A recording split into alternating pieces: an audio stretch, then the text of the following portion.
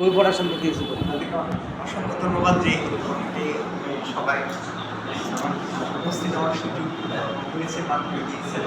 আমি অত্যন্ত আনন্দিত এবং সম্মানিত বোধ করছি যে এখানে এসে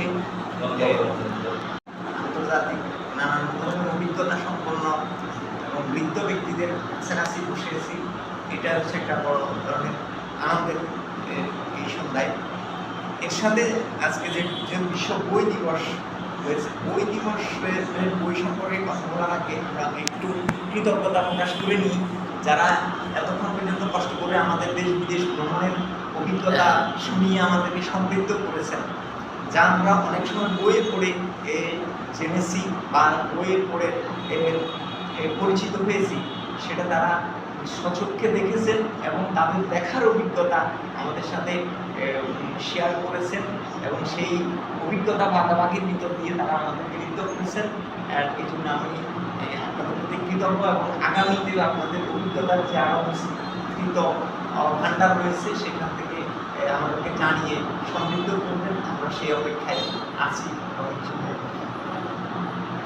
বই মানুষ যা অর্জন করেছে, মানুষ যা জেনেছে, মানুষ যা সঞ্চয় করেছে এবং আগামীতে যে কিছুর ইচ্ছা লালন করে তার সেইটুকুকে অন্যকে জানানোর জন্যে কিংবা সেটাকে সংরক্ষণ রাখা কিংবা সেটাকে আরও প্রসারিত করে দেওয়ার এরকম একটা প্রয়াস থেকেই তো মানুষ বইয়ের প্রচলন করেছে। বই তো আলাদামূলক কিছু নয়, জীবন থেকে বিচ্ছিন্ন কিছু না, এ তো জীবনের একটা এক্সটেনশন। যা আমি জানি না কিন্তু আপনি জানেন, আপনার জানাটুকুকে আপনি পুস্তকাবদ্ধ করেছেন, সেটা আমার কাছে এসেছে। আবার আমি যেটুকু লিপিবদ্ধ করেছি অথবা সঞ্চয় করেছি, সংরক্ষণ করেছি, সেটা আপনার কাছে যাচ্ছে। অতএব বই একটা মাধ্যম, মূল জায়গাটা হচ্ছে মানুষের সাথে মানুষের সম্পর্ক। মানুষ মানুষের সাথে গল্প করতে চায়, মানুষ মানুষের কাছে নিজের বক্তব্য পৌঁছাতে চায়, মানুষ মানুষের সাথে নিজের আনন্দ বেদনার অনুভূতি জানাতে চায়, জানতে চায়। সেই জানাজানিটা হবে কীভাবে? সে হওয়ার একটা মাধ্যম হিসাবে মানুষের আছে ভাষা, এবং সেই ভাষা প্রকাশের করাকে মানুষ একটা সময় মনে করলো যে আমরা লিপিবদ্ধ করতে পারি, অক্ষর আবিষ্কার করেছে। সেই অক্ষরে তার কথাকে বন্দি করার ভিতর দিয়ে সে একটা সিস্টেম আবিষ্কার করেছে যে আমি যা বলছি, আমি যা ভাবছি, আমার ভাবনা তো যাতে হারিয়ে না যায় সে জায়গায় নিয়ে যাওয়ার জন্য সে বই করেছে। এবং এই বইয়ে শেষ পর্যন্ত দেখা গেল যে যে মানুষটা আজ নেয় কিন্তু তার ভাবনা যেটা রয়ে গেছে সেই ভাবনার উপরে আবার নতুনদের ভাবনা সংযুক্ত হচ্ছে। এভাবে ভাবনা, জ্ঞান, অনুভূতি সঞ্চয়ের ভিতর দিয়ে মানব জাতির এক বিশাল জ্ঞান ভাণ্ডার সমৃদ্ধ হয়েছে। সেই সমৃদ্ধির ভিতর দিয়ে তৈরি হয়েছে জায়গায় জায়গায় লাইব্রেরি, এবং এই লাইব্রেরিগুলোর ভিতরে এসে মানুষ অর্জন করছে জ্ঞান, আবার নতুন জ্ঞানে সমৃদ্ধ হচ্ছে এবং মানব জাতিকে নতুন নতুন দিক নির্দেশনা, নতুন নতুন অভিজ্ঞতার সাথে পরিচিত করাচ্ছে। এইভাবে মানুষের ইতিহাসের সেকাল থেকে এই কাল পর্যন্ত বইয়ের সাথে পরিচিত হওয়া, বইয়ের পরিচিতির ভিতর দিয়ে দূর দূরান্তের মানুষের অভিজ্ঞতা এবং মানুষের সাথে পরিচিত হয়, স্থানের সাথে পরিচিত হয়, কালের সাথে পরিচিত হয়। প্রথমে একটা পর্যায়ে মানুষের সংক্ষিপ্ত বা সংকীর্ণ একটা ঘরে বসেও মানুষ একটা বিশাল পৃথিবীর সাথে নিজেকে সংযুক্ত করতে পারে। এই সংযুক্তিকরণের মধ্য দিয়ে মানুষ অল্প জায়গা ভ্রমণ করলেও বিশাল জায়গার খবর রাখতে পারে, আবার অল্প জায়গার ভিতরে বসবাস করেও সে বিশাল পৃথিবীর সাথে নিজের আত্মীয়তা অনুভব করতে পারে। এই যে একটা সীমাবদ্ধতার ভিতর থেকেও বিশাল পৃথিবীকে আপন মনে করা, নিজের কাছে নিয়ে যেতে পারা বা অন্যদেরকেও নিজের কাছে টানতে পারা, এই আত্মীয়তা বোধের হচ্ছে বইয়ের একটা বিশাল কন্ট্রিবিউশন হিউম্যান হিস্ট্রিতে। আসলে আমরা বাংলা ভাষায় যে বই বলি, আমাদের বাংলা ভাষায় গ্রন্থ, বই, পুস্তক এই যে কথাগুলো বলা হয়, বা আরবি ভাষায় যখন কিতাব বলা হয়ে থাকে বা গ্রিকরা যখন বাইবেল বলে থাকে, এইসব প্রত্যেকটা শব্দের সাথে জড়িত আছে মানব জাতির এবং মানুষের অস্তিত্ব। মানুষের অস্তিত্বের উদ্ভব এবং তার বিকাশ কীভাবে, এটার সাথে জড়িত আছে মানুষের বইয়ের অস্তিত্ব। কারণ বই মানুষের অস্তিত্ব এবং মানুষের ভাবনা একসাথে জড়িত আছে, যার কারণে দেখবেন আমরা যখন বলি যে বই, তো বাংলা ভাষার বইটা হচ্ছে বহি। ওহি শব্দটা হচ্ছে আরবদের ওহি ওহি ওহি ওহি। তো সুতরাং দেখা যাচ্ছে যে বাংলা ভাষায় যখন আমরা একটা বই বলছি, তাহলে এই বইয়ের উৎসটা বহি হয়ে এটা ওহির সাথে যুক্ত হচ্ছে, যেটা আবার এই ওহির লিপিবদ্ধ রূপ আরব দেশে সেটা কিতাব আকারে পরিচিত হচ্ছে, কিতাব। তো যেটাকে আবার কোরআন শরীফ বলতেছে কিতাব আনজালনাহু ইলাইকা লিতুখরিজান নাসা মিনাজ যুলুমাতি ইলান নূর।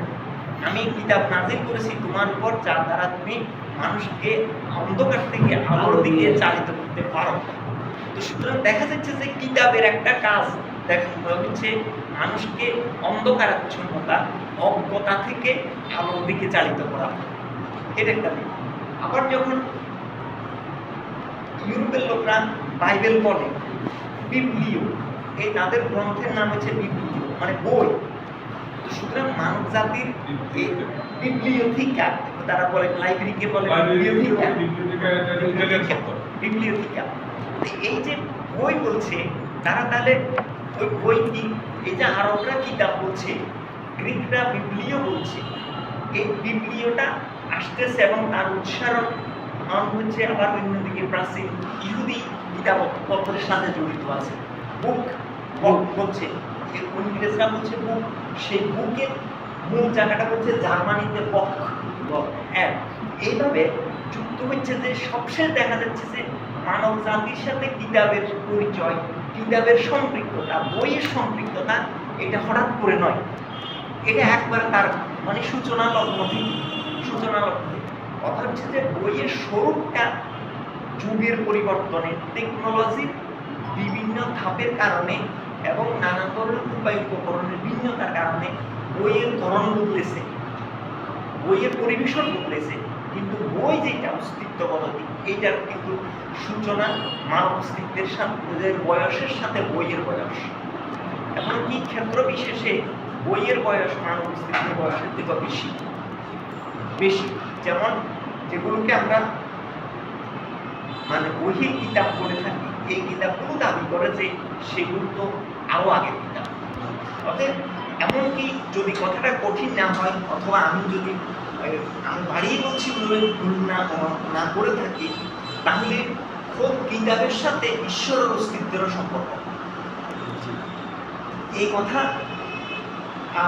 যদিও প্রথম দিক দিয়ে আমাদের খুব কষ্ট হতে পারে, কিন্তু এই বক্তব্যের উপর দিয়ে মানব ইতিহাসে, বিশেষ করে মুসলিম ইতিহাসে বিশাল এক দ্বন্দ্ব হয়ে গেছে। যেমন ধরেন এই যে কোরআন শরীফ আমরা বলি কিতাব, কোরআন শরীফটা, এই কোরআন শরীফে ইসলামিক ধর্মতত্ত্ব দাবি করে যে কোরআন শরীফ কখনো ধ্বংস হবে না, এবং কোরআন সৃষ্ট নয়, কোরআন সৃষ্টি নয় আর না। তাহলে কোরআনটা হচ্ছে কি কাউল, মানে কাউল, এটা যে কথা, কার কথা? এটা ঈশ্বরের কথা, আল্লাহর কথা। এখন আল্লাহর কথা, তাহলে আল্লাহ সংরক্ষণ করেন এবং আল্লাহ এটা লৌহে মাহফুজে সংরক্ষণ করে গেছে। এবং কোরআন যদি ধ্বংস হয়, তাহলে ঈশ্বরের অস্তিত্বের ধ্বংসের সম্ভাবনা দেখা দেয়।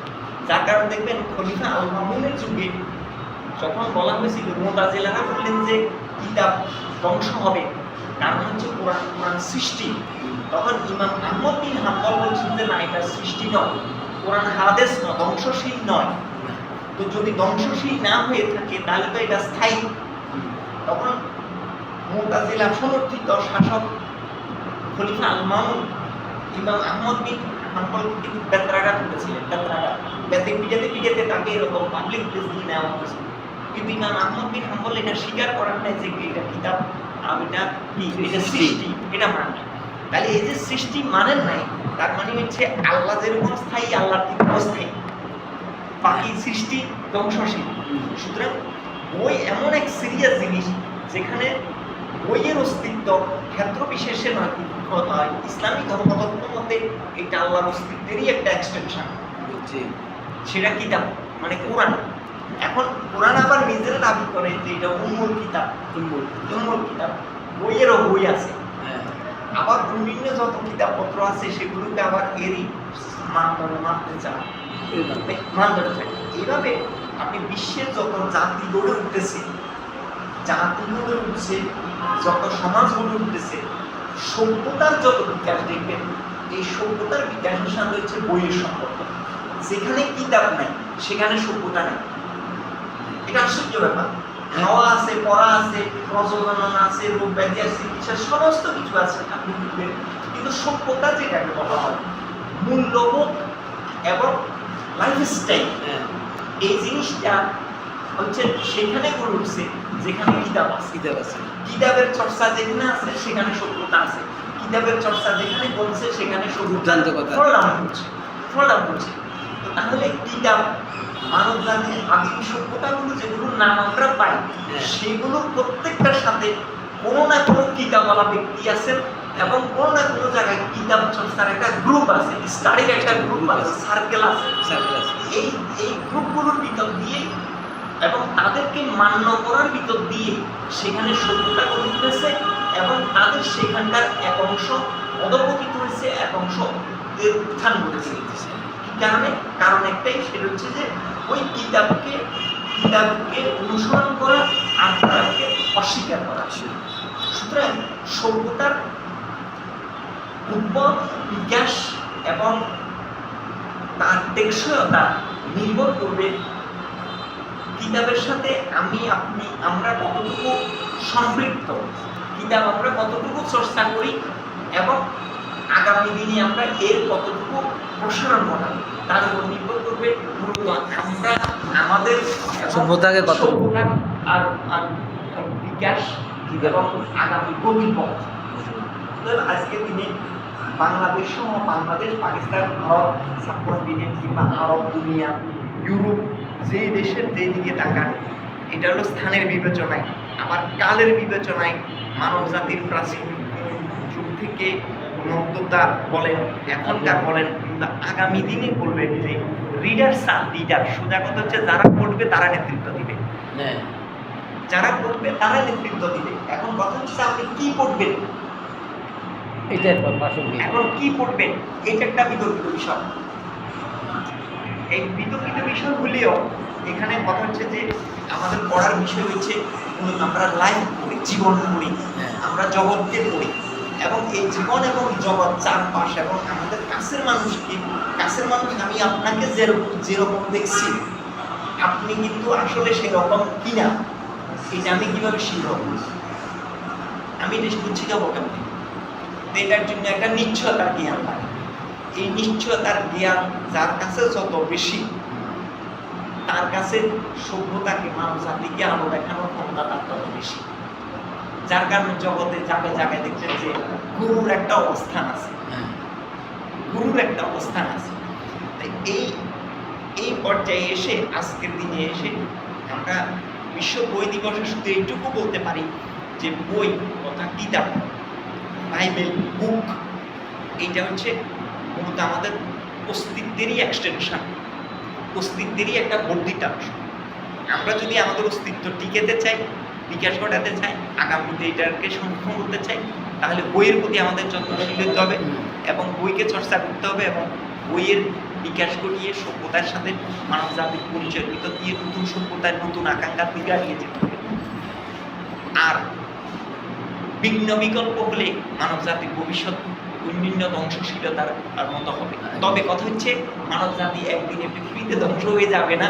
আপনি আমি যদি নাও পড়ি, আবার কোনো না কোনো গ্রুপ পড়বে, তারা উন্নতি করবে, তারা সেই লাইন বন্ধ করবে। আবার আমরা যদি ভালো করে পড়ি তাহলে আমরা তাদের বেশি করে আমরা এগিয়ে যাওয়া মানে হচ্ছে আপনি কিতাব সাথে থাকতে হবে, কিতাব থাকলে আপনার লাইটের সম্ভাবনা থাকে।